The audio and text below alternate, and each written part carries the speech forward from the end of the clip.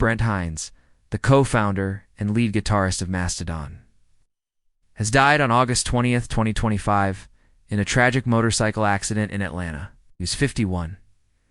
Riding his Harley-Davidson late at night, Hinds was struck when a BMW SUV failed to yield while making a left turn at the intersection of Memorial Drive and Boulevard.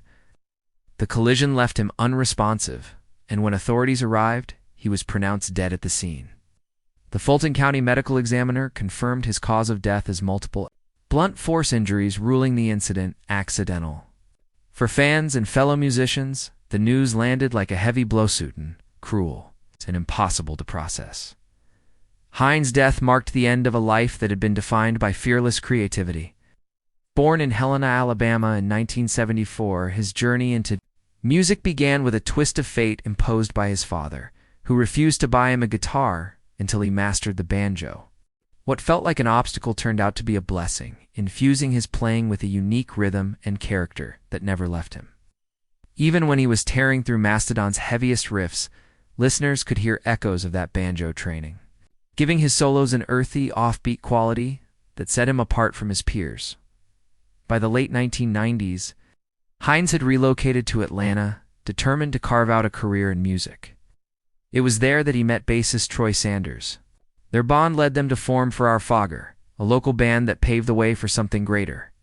Soon after, they joined forces with drummer Brand Daylor and guitarist Bill Kelleher, and in 2000, Mastodon was born.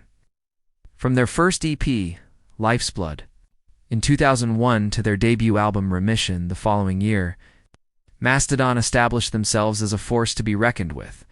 Hinds' guitar playing was central, fiery, unpredictable, and drenched in personality. Over 2 decades, Mastodon rose to the forefront of modern metal, releasing 8 studio albums that earned critical acclaim and legions of fans around the world. Their music was ambitious, often blending crushing heaviness with progressive experimentation and lyrical themes that ranged from mythology to mortality. Hinds shared vocal duties with Sanders and later Daylor, further cementing his role as an essential voice in the band. Their 2017 album Emperor of Sand brought home a Grammy Award for Best Metal Performance for Sultan's Curse, a career milestone that recognized the risks and artistry that defined their sound. Even as Mastodon reached new heights, Hinds' restless creativity drove him to pursue other outlets. He formed projects such as Fiend Without a Face, West End Motel, Giraffe Tongue Orchestra, and Legend of the Sea Gullman, each showcasing a different side of his musical personality. He collaborated with the Black Lips, the Dillinger Escape Plan, and CKY, bringing his fearless style into unexpected places. Whether playing punk, psychedelic rock, or experimental jams, he sounded unmistakably like Brent Hinds. In March 2025, Mastodon announced his departure from the band. The split was amicable, marked by gratitude for the history they had built together. Fans were surprised but eager to see what Hinds would do next, certain that he would continue to reinvent himself. That future, tragically, never arrived, too. Those who knew him, Hinds was more than a guitarist. He was eccentric, funny, and unpredictable, with a personality as wild as his music. His interviews often veered into outrageous territory, part humor, part honesty, and always unapologetically himself. On stage, his energy was magnetic tattooed, arms flying across the fretboard, cowboy hat tilted, a grin playing across his face as he seemed to wrestle and dance with his guitar all at once.